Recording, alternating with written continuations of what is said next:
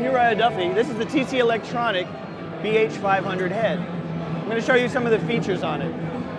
You go in and you have a gain. That's pretty standard on most heads. This knob here, a lot of people don't know about, is the Spectracom. What that is a built-in compressor.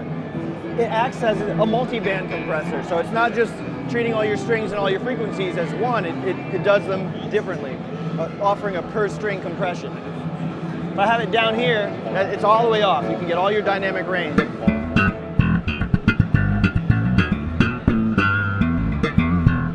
And if I turn it up, it's going to do things like soften the peaks and extend the sustain.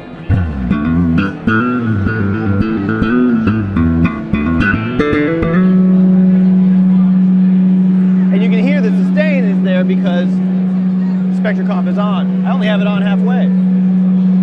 It's still going. I could go out and have a bite to eat and come back. It would still be ringing. Wow. I didn't know it would last that long. That's pretty cool.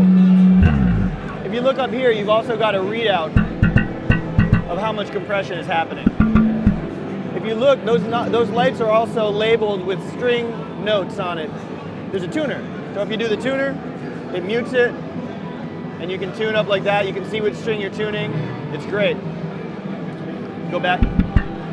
Here you have a standard EQ section, bass, low, mid, high, mid, and treble.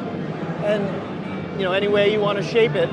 The cool thing about it is even though it's an old school style like this, you can still do 3 different memory presets in it. So you can set all these controls, hold down memory setting 1, just like in your car stereo, and this whole setting will be saved. You can then change it, make a different, maybe a high, mid, bar key sound, save that in number 2. And you can go back and forth between the settings. Now you notice the knobs, they don't move, they're not automated. However, there is a feature where you can see where the knob is supposed to be. Check it out. If I want to go back to setting number 1, and these knobs have already been jumbled, watch when I turn this knob, the light there. It shows me by flashing where it should be at. Here, getting warmer, right there. And so you can actually get the knobs to speak to you about where the settings should be for that preset. It was one of the coolest features I've ever seen. This is my first time using it. There we go. So I've pretty much got the knobs set where 1 is. You can go through and store 3 different presets. I'm going to go past the EQ section and go to this here, which is the tweeter tone. Tweeter tone is like going around the back of your cabinet and hitting the tweeter knob. Sometimes you want a little bit more attack on the top end for slapping or for tapping. So let me turn it all the way down and I'll do a little slap thing so you can...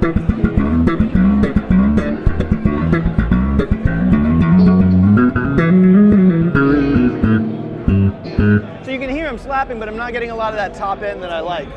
So let me bring in the tweeter tone. I'll bring it up to 0 here.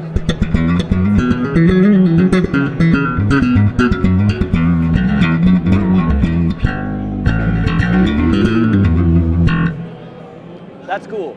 And that was only on 0. So if I were to bring it up all the way, it'd be crazy.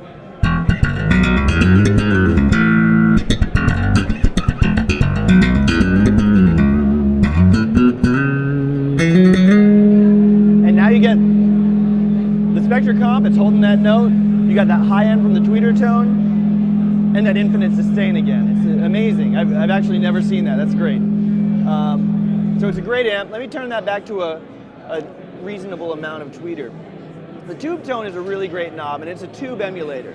Most tube heads, they sound great, but they're very delicate, they're very fussy, and they're very heavy.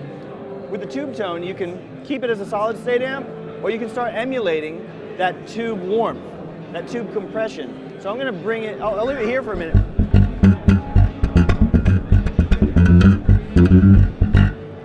And if I bring it in a little bit, you'll get a little bit of warmth. Let me go there.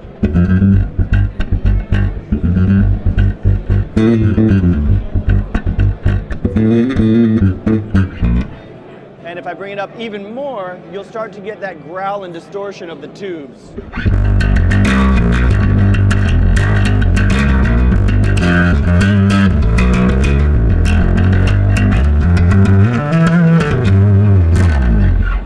It gives you that distortion and grit. I'm not even on 10 yet.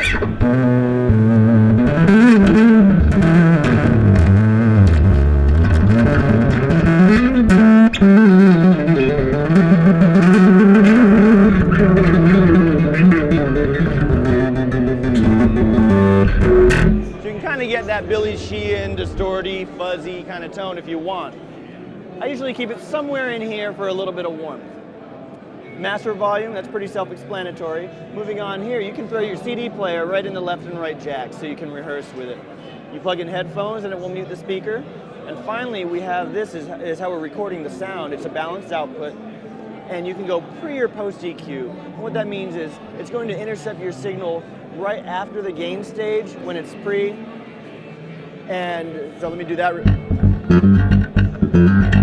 And if I put it in post, it's going to go through all of this, the tone control, the tweeter tone, spectral comp, and tube tone.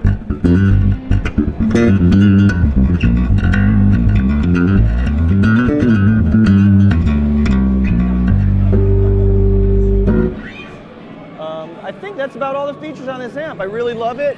Today was my first time trying it out, and I'm very impressed with it.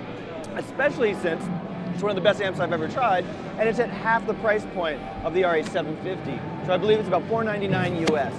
You should really get into a store and try to check one of these out, or check me out on Facebook. We'll be giving one of these away, so stay tuned. I'm Uriah Duffy, TC Electronic, BH500.